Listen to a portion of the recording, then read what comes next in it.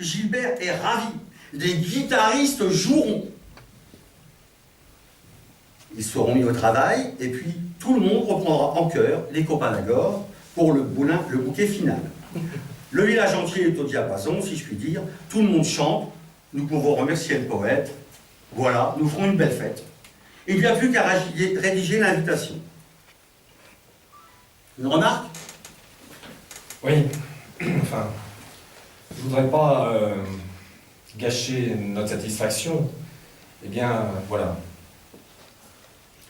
Je suis gêné. Gêné? Bah, tu es bien seul. Par qui? Par quoi? Eh bien, je me suis procuré le programme des chansons qui allaient chanter. Oui, très bien, et tu es gêné? Eh bien, je me suis procuré le texte des chansons pour savoir. Oui. Puisque nous sommes administrateurs, nous devons nous tenir au courant, non? Oui, oui, tu as raison, nous devons nous tenir au courant. Et alors, ils sont beaux les textes. Brassens est un grand poète, n'est-ce pas? Oui, oui. Brassens est un grand poète, ça je dis pas le contraire, mais je suis gêné. Ah oui.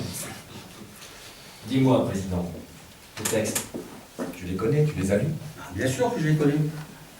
La mauvaise réputation, tu la connais? Ah oui, elle fait partie du patrimoine. Chante là. Ici, devant tout le monde. Chante là. Si tu veux. Je chante comme un fer à repasser, bon. Au village sans prétention, des mauvaises réputations. Stop. Ouais, ouais. Je t'arrête. Tu la connais pas? Bien sûr, si, depuis 30 ans, Non. Tu l'entends, mais tu ne l'écoutes pas. J'ai relevé le texte dans un recueil. Je lis un extrait, vous allez comprendre. Le jour du 14 juillet, je reste dans mon lit douillet. La musique qui marche au pas, cela ne me regarde pas. Ouais. Eh bien, je suis gêné. À l'heure où les ministères de l'Intérieur et de l'Éducation remettent les cours d'instruction civique à l'honneur afin de rétablir les valeurs républicaines dans la nation, je trouve malvenu de faire chanter ça par des enfants de l'école, non? Surtout dans un lieu comme le nôtre, qui est censé participer à l'éducation citoyenne de la jeunesse. Comment veux-tu qu'après cette exaltation d'idées défaitistes et antimilitaristes, nos jeunes sauvageons n'aillent pas huer la Marseillaise dans les stades et semer la consternation parmi tous ceux qui ont en charge la cohésion sociale? Je n'avais pas vu les choses sous ces formes. Tu as une proposition? Oui. Il faut demander à l'instituteur de retirer cette chanson du programme. Oh là là. Tu connais Monsieur Fraisse? Si tu lui demandes d'en retirer une, il les retirera toutes. Il ne viendra carrément pas. Bien donc. On se passera de l'instituteur. Oui, bon. Il reste la chorale et dans la musique. Vous seriez d'accord, vous autres? Ouais? Ah, bon. Eh bien, je parlerai à l'instituteur. Allons-y comme ça, Théo. Eh bien, tu veux dire quelque chose? Oui. À propos de la chorale. J'ai relevé le texte des bancs publics. La chanson que Belinda a mise au programme. Vous connaissez les bancs publics? Non, là, je t'arrête. Hein. Tout le monde connaît les bancs publics. Tu ne vas pas dire que... Il est de mon devoir de vous lire un extrait des paroles. Si tu veux... Je lis. Quand la Sainte Famille Machin croise sur son chemin deux de ses malappris, elle lui décoche hardiment des propos venimeux. N'empêche que tous, le père, la mère, la fille, le fils, le Saint-Esprit, aimeraient bien de temps en temps pouvoir se conduire comme eux. Si c'est pas une attaque en règle contre la famille et les valeurs du mariage, de la fidélité conjugale, si c'est pas une incitation à la débauche, qui plus est publique, je vois pas ce que c'est. Et toi, tu as des enfants? Nous en avons tous autour de cette table. et nous irions cautionner la mise en coupe réglée d'un des piliers des valeurs morales? Alors que nous avons eu en charge, au contraire, de les défendre et de les inculquer à la jeunesse? Non. Je pense qu'il faut retirer cette chanson du programme de l'inauguration. Mais Belinda sera furieuse. Eh bien, nous passerons Belinda. Tant pis pour les sectaires.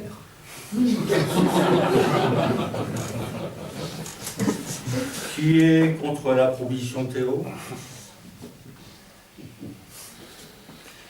Bon, adopté. Je parle à Belinda. Il nous reste les guitaristes. Justement.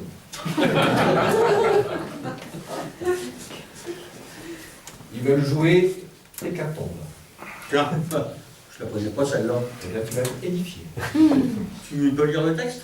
Écoutez, vous m'en direz des nouvelles.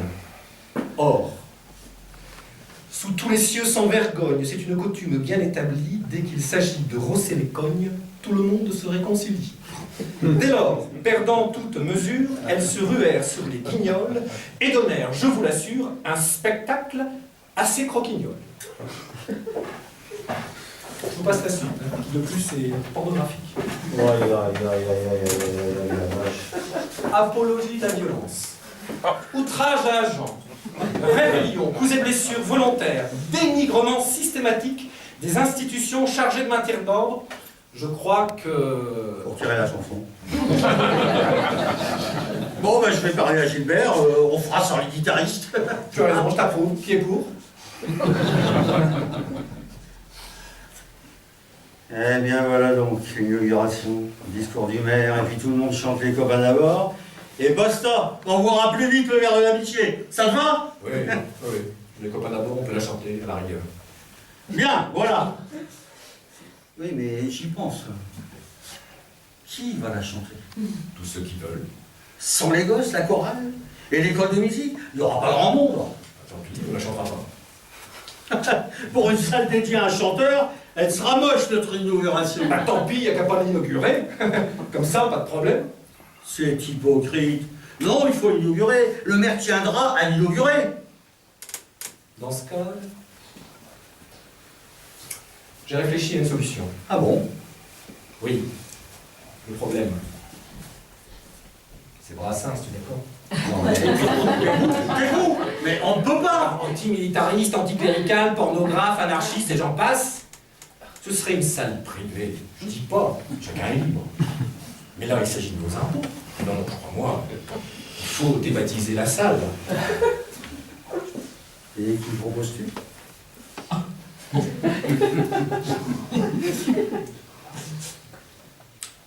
Yves Duteil.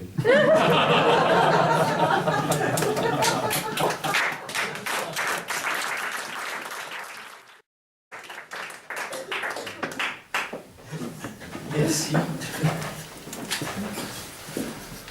Merci. Ça, je décision.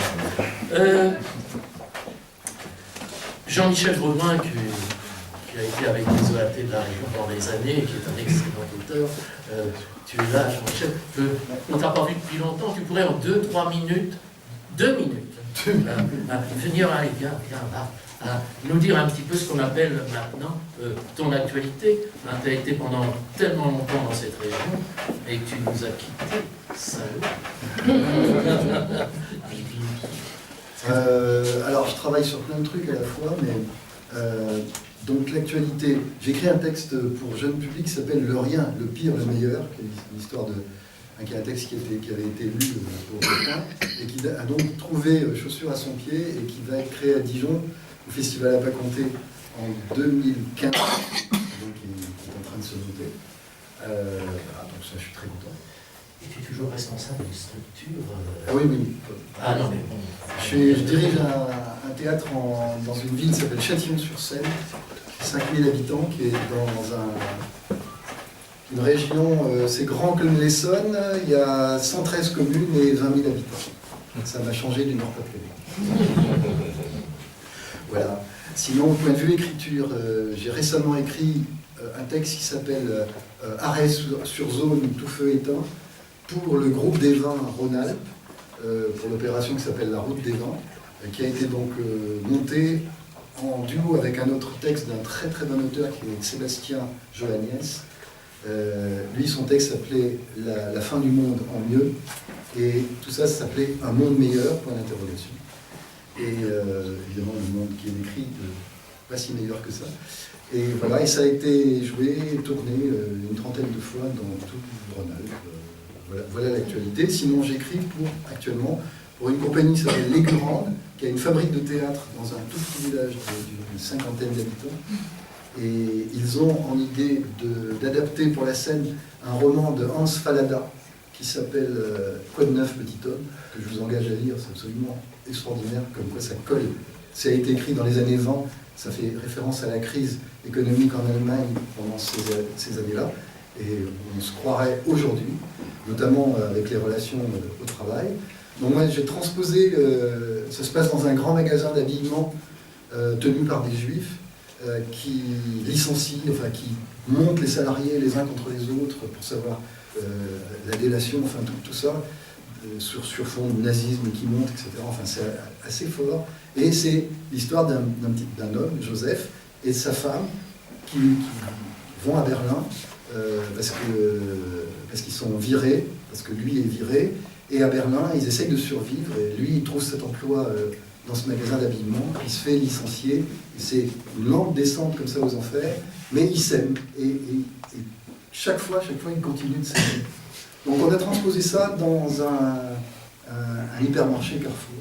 Donc les 6 ou 9 personnages, il y aura 9 personnages, ont tous un lien avec cet hypermarché.